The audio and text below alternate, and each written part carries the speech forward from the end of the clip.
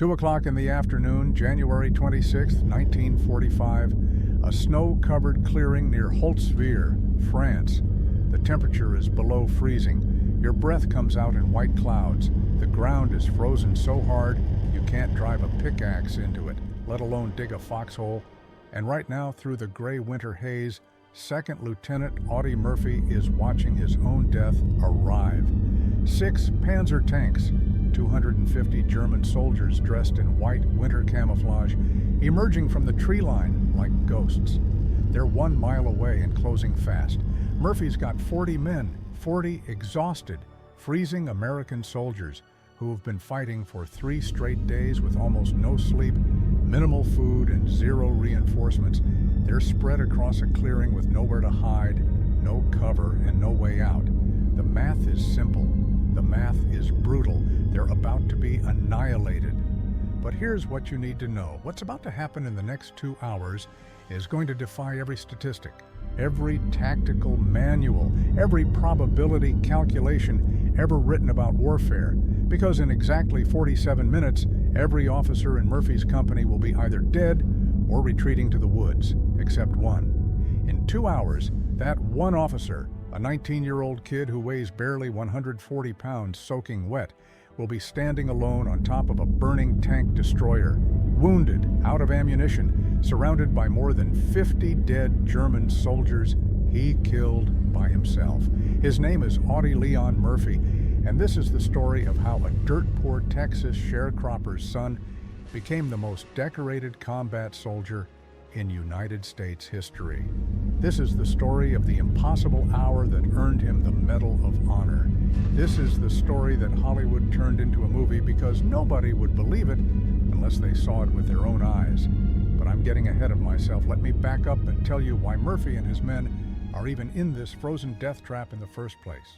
It's called the Colmar Pocket, 850 square miles of French territory in the Vosges Mountains that the Germans have held since November 1944. Hitler's forces are dug in deep, fortified villages, heavy armor, seasoned troops. The Allies need to break through. They need to liberate eastern France before pushing into Germany itself. And the key to the whole offensive? The Bois de Riedwehr, the massive forest that stretches between the villages of Riedwehr and Holtzwihr. Control that forest, and you control the roads. Control the roads, and you can move artillery, supplies, and reinforcements into position for the final push. Murphy's unit, Company B, 15th Infantry Regiment, 3rd Infantry Division, got handed the nightmare assignment. Take the forest, hold the forest, wait for reinforcements. They took it all right, but the cost was catastrophic. 120 men went into that forest. By the time they reached their assigned position north of Holtzwihr, 102 of them were either dead or wounded. Every single officer except Murphy was killed in the initial assault. Think about that for a second. 85% casualties just getting to the position they're supposed to defend. So now it's midnight on January 25th. Murphy and the 18 survivors, 18, finally get resupplied. First hot food they've had in days, fresh ammunition. A few replacement troops trickle in, bringing their total strength up to about 40 men. Their orders are crystal clear. Move to the south end of the woods facing Holtzwihr. Hold the line until the 2nd Battalion, 30th Regiment, arrives to reinforce you. Simple, right? Except the reinforcements never show up. Murphy sets up his command post in a drainage ditch at the edge of the tree line. He's got a field telephone connecting him to battalion headquarters 1 mile to the rear. 2 M10 tank destroyers are positioned on the narrow dirt road leading into the woods. His men try desperately to dig foxholes in the frozen ground. They can't.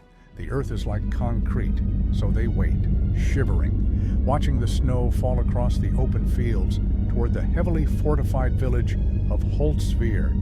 And then, at 2 p.m., the German artillery starts falling. Boom, boom, boom. The earth shakes, trees explode into splinters, and through the smoke and snow, Murphy sees them coming. 250 Wehrmacht infantry, 6 Panzer tanks, all advancing directly toward his position. He grabs the field phone, calls back to headquarters, Enemy armor and infantry attacking in force. Where are my reinforcements? The voice on the other end is matter of fact, cold, final. The 30th hasn't arrived yet. You need to hold your position. Hold your position. 40 men against 250 with armored support. Every tactical manual ever written says the same thing. When facing overwhelming force with no cover and no support, you retreat. You fall back. You live to fight another day. But if Murphy retreats, the Germans take the forest. The offensive collapses. Thousands of Allied soldiers further down the line get cut off and slaughtered. The 19-year-old lieutenant looks at the advancing German army. He looks at his 40 terrified men, and he makes a decision that's going to change everything. But I'll tell you about that decision and what happens next in just a moment. First, you need to understand who Audie Murphy really was, because the kid standing in that frozen drainage ditch wasn't born a warrior. He was forged into one. June 20th, 1925, Hunt County, Texas. Audie Leon Murphy came into this world with nothing, and I mean nothing. His family were sharecroppers, which is a polite way of saying they were one step above slaves. They didn't own land. They didn't own their home. They worked someone else's fields and got paid just enough to not starve, sometimes not even that much. Audie was the 7th of 12 children, 12 mouths to feed on a sharecropper's wages. You do the math. His father, Emmett Murphy, was a drifter and a drunk who abandoned the family when Audie was still a boy. I just walked out one day and never came back. Left Audie's mother, Josie, to raise 12 kids alone in the middle of the Great Depression. Audie made it to 5th grade before he had to drop out.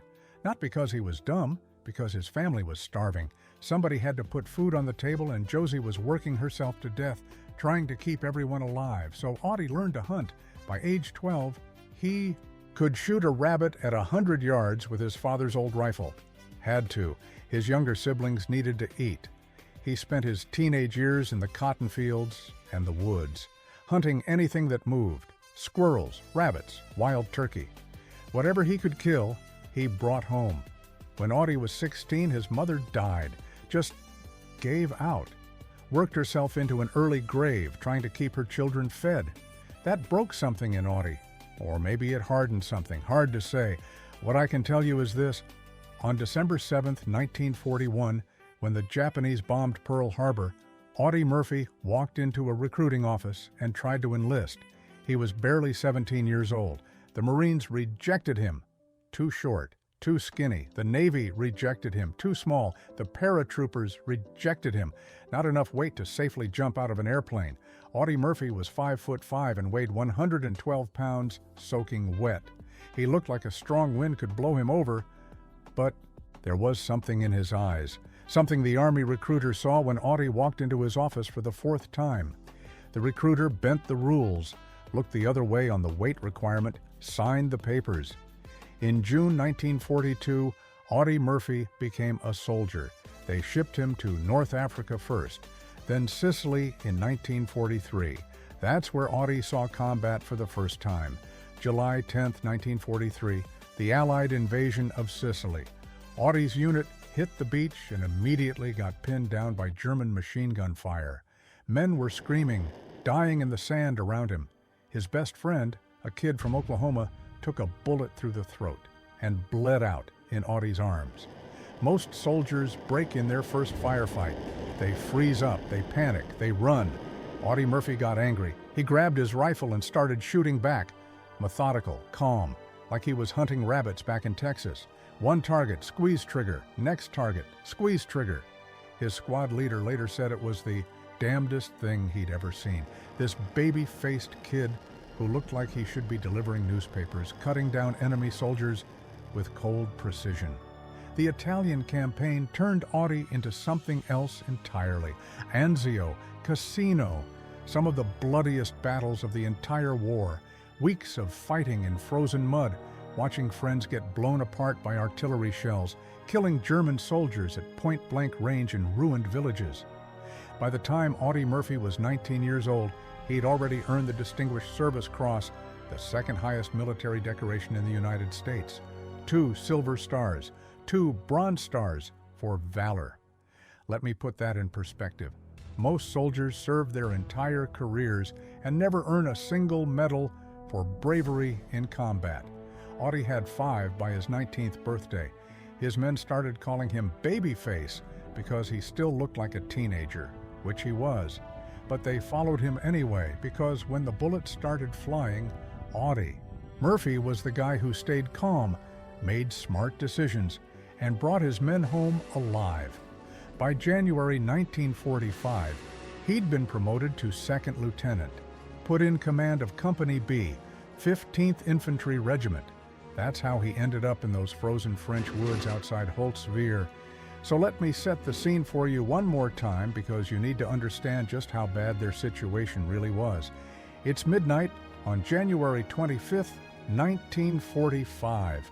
Murphy and what's left of Company B, maybe 40 men total, finally stumble into their assigned position at the south end of the Bois de Rivière. They've been fighting for 3 straight days to take this forest. They're exhausted, half frozen. Some of them are wounded. They haven't slept in 72 hours, haven't had a hot meal in days. Finally, supply trucks roll up, hot food, fresh ammunition, coffee. First bit of good news they've had all week. Murphy gathers his men and gives them their orders. We hold this position facing Holtzwihr until the 30th Regiment arrives to reinforce us. Should be here by morning. The men try to dig foxholes. The ground is frozen solid. They can't even scratch the surface. So they pile up some logs, stack some snow, and try to create whatever cover they can. Murphy sets up his command post in a drainage ditch about 10 yards in front of the tree line. Not ideal, but it gives him a clear view of the open fields toward Holtzwihr. He runs a field telephone line back to battalion headquarters 1 mile to the rear. 2 M10 tank destroyers, basically a tank chassis with a big gun mounted on top, roll into position on the narrow dirt road leading into the woods. Not a lot of firepower, but better than nothing, and then they wait, all night, watching the snow fall, watching the village of Holtzwihr in the distance, where they know German forces are dug in and waiting. Dawn breaks, no reinforcements. Morning drags on, still no reinforcements. Murphy calls back to headquarters twice, gets the same answer both times. The 30th Regiment is delayed. Hold your position. By 2 p.m., Murphy knows something's wrong. The reinforcements aren't coming, at least not in time. And that's when the German artillery starts falling. Boom, boom, boom! Trees exploding. Earth erupts in fountains of frozen dirt and snow. Murphy grabs his binoculars and looks toward Holtzwihr. His blood goes cold. 6 Panzer tanks, 250 German infantry in white winter camouflage, advancing in a perfect skirmish line across the snow-covered fields. They're coming right at him. Murphy had survived 18 months of brutal combat. He'd fought his way through North Africa, Sicily, and Italy. He'd seen friends die. He'd killed enemy soldiers in close-quarters firefights. He'd earned 5 medals for valor before his 20th birthday. But nothing had prepared him for what was about to happen in the next 60 minutes. The hour that would turn Audie Murphy into a legend, and the hour that would haunt him for the rest of his life. 2 p.m. January 26, 1945. The first German artillery shell screams overhead and detonates 50 yards behind Murphy's position. The shockwave hits him like a physical punch. Trees disintegrate into splinters. Frozen earth erupts in a geyser of dirt and snow. Then another shell, and another, and another. The entire forest is shaking. It sounds like the end of the world. Murphy crouches in his drainage ditch and raises the binoculars to his eyes with shaking hands. Through the smoke and snow, he can see them now, clear as day. 6 Panzer tanks advancing in a wedge formation. Behind them, spread out in a perfect skirmish line, 250 German infantry dressed head to toe in white winter camouflage. They blend into the snow so well that if they stopped moving, you wouldn't even see them. Distance, 1 mile, maybe less. Murphy grabs the field telephone. His voice is steady, but there's an edge to it that wasn't there before. Battalion, this is Murphy. Enemy. Armor and infantry advancing in force. 6 tanks, estimate 250 infantry. We need those reinforcements now. There's a pause on the other end. Static. Then a voice comes back, calm and bureaucratic, like they're discussing a supply requisition instead of impending annihilation. Lieutenant, the 30th Regiment hasn't arrived yet. You need to hold your position. Hold your position. Murphy looks at his 40 men. 40 freezing, exhausted soldiers with no cover, no anti-tank weapons except the 2 M10 tank destroyers, and no realistic chance of stopping what's coming toward them. The math is simple. 40 men cannot hold against 250 with armor support. It's not bravery, it's not determination, it's mathematics. They'll be overrun in minutes, slaughtered. Every tactical manual ever written says the same thing. When facing overwhelming force, you conduct an orderly withdrawal to defensible positions and regroup. But Murphy knows what happens if they retreat. The Germans take the forest. They use it as a staging ground to counterattack the entire Allied offensive. Thousands of American soldiers further down the line get cut off and destroyed. He's got maybe 2 minutes to make a decision. He looks at the advancing Germans, then at his men, then back at the Germans, and he makes the call. Company, fall back to the woods. Prepare defensive positions at the tree line. His men don't need to be told twice. They grab their weapons and start running for the cover of the forest. Murphy watches them go. Then he turns back to face the advancing German army. His command sergeant looks at him, confused. "Sir, aren't you coming?" Murphy shakes his head. "I'm staying."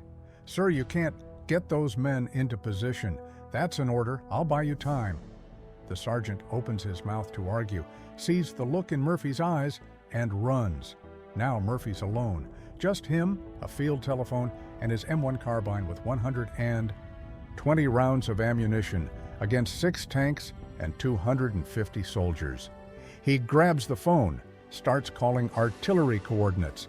Within 30 seconds, American artillery shells are screaming overhead and detonating in the snow-covered fields between Murphy and the advancing Germans.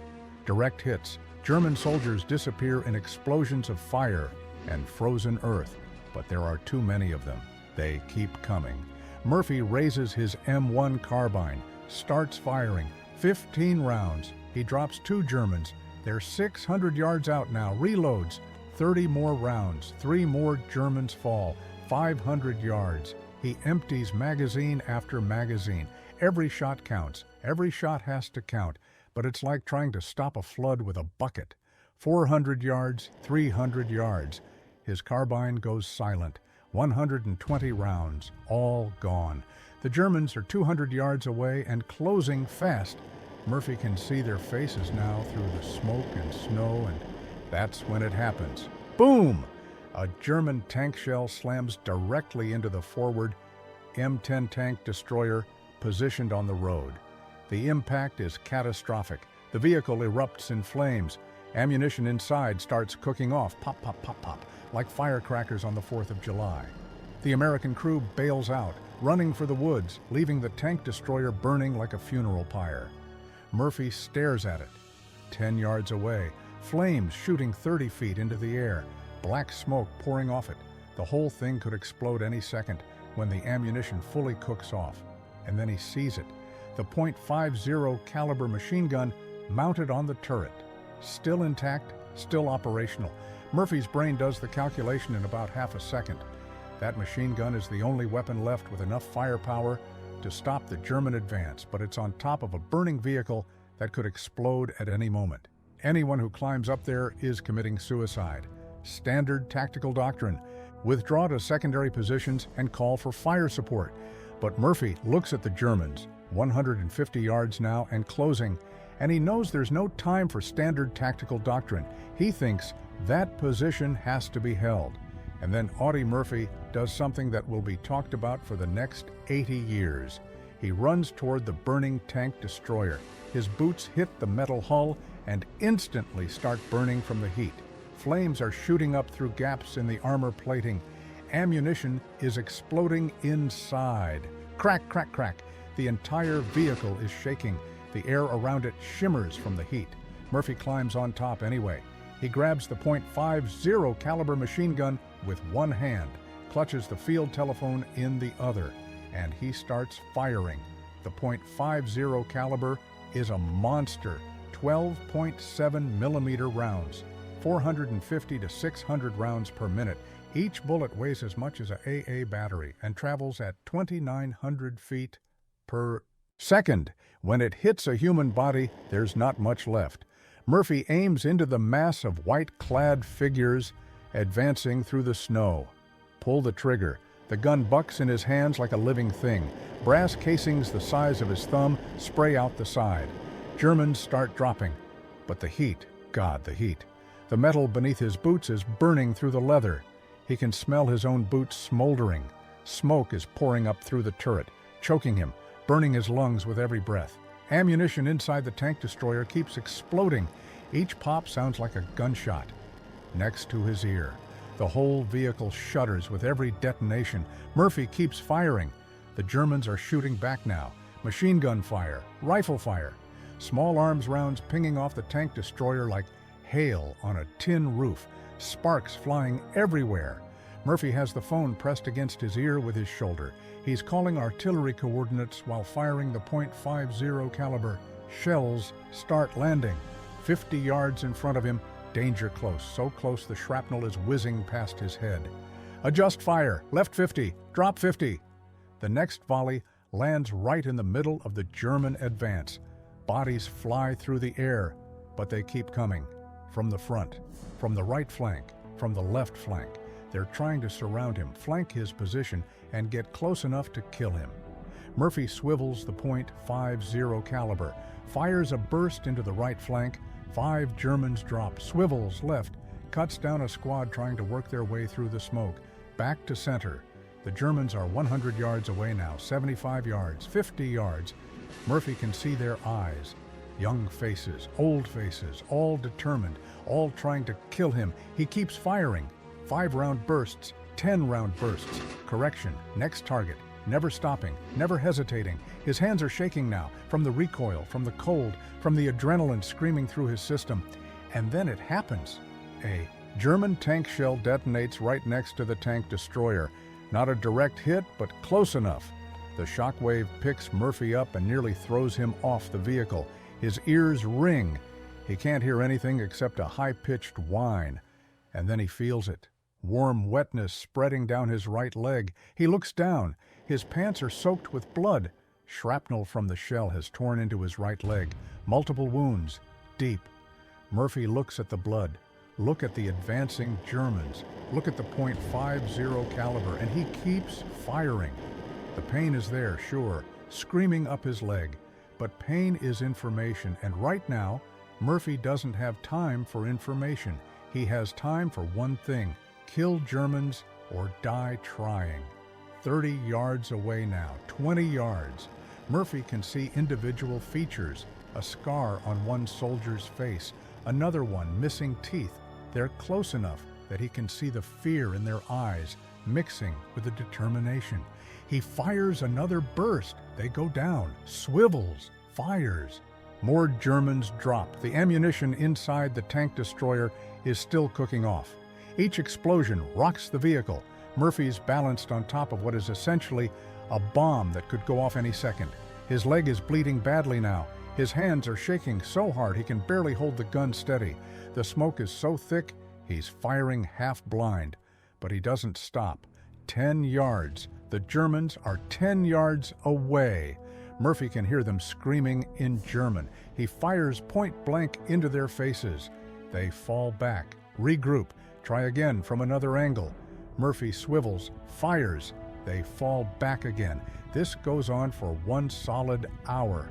60 minutes of Murphy standing on a burning tank destroyer, calling artillery strikes on his own position, firing a .50 caliber machine gun at wave after wave of German soldiers attacking from 3 sides. Later, when asked about it, Murphy wrote in his memoir, "One thought kept racing through my head the entire time. How come I'm not dead?" He couldn't answer it then. He can't answer it now. But the Germans are starting to fall back. 3:07 p.m. The .50 caliber machine gun goes silent. Not because Murphy stopped firing, because there's nothing left to fire. The ammunition belt is empty. The gun is just dead weight now. Murphy looks down at his hands. They're black with gun oil and powder residue, shaking uncontrollably. His right leg is soaked with blood from the knee down. His boots are smoking from standing on the burning tank destroyer for an hour. The ammunition inside the vehicle is still cooking off, still exploding, still threatening to turn the whole thing into a massive fireball that will vaporize everything within 50 yards. Murphy climbs down. His leg almost gives out when his boots hit the snow. The adrenaline that's been keeping him upright for the last hour is starting to fade, and the pain is rushing in to fill the void. It feels like someone's driving nails into his thigh with every step. He staggers toward the tree line, toward his company, clutching the field telephone he somehow managed to keep with him the whole time. His men emerge from the woods. They're staring at him like he's a ghost, because by all logic, by all reason, Audie Murphy should be dead. Nobody survives standing on a burning tank destroyer for an hour while 250 Germans try to kill them. Nobody. But here he is, bleeding, burned, half deaf from the explosions, but alive. Murphy looks past his men, out across the snow-covered field. The scene is something out of a nightmare. More than 50 German soldiers are dead in the snow. Some were killed by Murphy's machine gun fire. Others were torn apart by the artillery strikes he called down. Bodies scattered across 300 yards of frozen field, some still smoking from where the shells hit them. The 6 Panzer tanks that were advancing so confidently an hour ago, 4 of them are stalled or retreating. 2 are burning. The German infantry that was supposed to overrun Company B's position is scattered, broken, running back toward Holzweier. Murphy's artillery fire alone killed an estimated 100+ Germans before they even got close to his position. One of his sergeants runs up to him. "Sir, you need a medic. That leg." Murphy waves him off. "I'm fine." "Sir, you're bleeding." "I said I'm fine." Murphy turns to face his company, 40 men staring at him with a mixture of awe and disbelief, waiting for orders. His voice is hoarse from screaming coordinates into the field phone, but it's steady. The Germans are disorganized. They're retreating. If we hit them now, right now while they're scattered, we can break them completely. His executive officer looks at him like he's lost his mind. "Sir, we should consolidate our position, get you medical attention. We counterattack now." The tone leaves no room for argument. Murphy's already moving forward, limping on his wounded leg, M1 carbine somehow back in his hands. His men follow, because that's what you do when your commanding officer just spent an hour standing on a burning tank, single-handedly holding off the entire German army. You follow him into hell if that's where he's going. Company B advances across the field. The Germans see them coming and break completely. They abandon their positions, abandon their wounded, and run. By nightfall, the German counterattack had completely collapsed. January 27th, the next day. The 3rd Battalion, 30th Regiment, the reinforcements that were supposed to arrive 24 hours earlier, finally shows up. They capture Holzweier without significant resistance. The Germans, demoralized by their failure to retake the forest, pull most of their forces out of the area.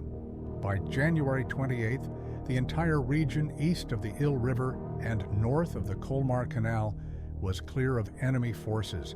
The Allied offensive continues. Eastern France is liberated. The road to Germany is open, all because one 19-year-old lieutenant refused to retreat.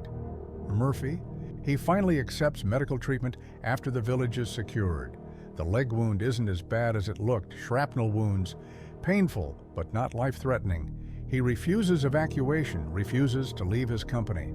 On June 2, 1945, Lieutenant General Alexander Patch, commanding general of the 7th Army, pins the Medal of Honor on Audie Murphy's chest. The citation reads, in part, "His indomitable courage and his refusal to give an inch of ground saved his company from possible encirclement and destruction, and enabled it to hold the woods which had been the enemy's objective." Audie Murphy is 19 years old. By the end of World War II, he'll have earned 33 medals and decorations, every single Valor Award the United States Army can give, plus French and Belgian awards for heroism. He becomes the most decorated American combat soldier in history. But here's what the medals don't tell you. Years later, Murphy admitted the truth about that day at Holtzwihr. "I was scared, but I didn't run." The survivor's guilt haunted him for the rest of his life. Nightmares about the friends who died while he lived, the faces of the men he killed, the burning tank destroyer, the blood in the snow. He kept fighting until Germany surrendered, kept doing his duty. But part of Audie Murphy died on that frozen field in France. The part that believed war was glorious, the part that thought courage meant not being afraid. What he learned instead was this: real courage is being terrified and doing it anyway. Real courage is standing when every instinct tells you to run. Real courage is choosing to save others even when it means you'll probably die. And that knowledge, that burden, is heavier than any medal. June 1945, Audie Murphy comes home. There are parades, swarming reporters, his face on the cover of Life magazine, the baby-faced soldier who became America's most decorated hero. Everyone wants to shake his hand. Everyone wants to hear the story. Legendary actor James Cagney sees that Life magazine cover and sends Murphy a telegram. "Come to Hollywood." So he does. Murphy signs with Universal Pictures and makes 44 films over the next 2 decades, mostly westerns, some war movies. In 1955, he starred in To Hell and Back, the film adaptation of his autobiography. He plays himself, relives Holtzwihr on camera for millions of Americans. The film became Universal's highest-grossing movie until Jaws 20 years later. From the outside, Audie Murphy has everything: fame, fortune, the American dream. But inside, he's fighting a different war, one he can't win with a .50 caliber machine gun. Severe PTSD. Back then they called it battle fatigue or shell shock. Murphy has crippling nightmares, flashbacks. He can't sleep without a loaded pistol under his pillow. He wakes up screaming, seeing the faces of the men he killed, the friends who died. He becomes addicted to sleeping pills just to make it through the night. Here's the remarkable part: Murphy talks about it publicly in interviews.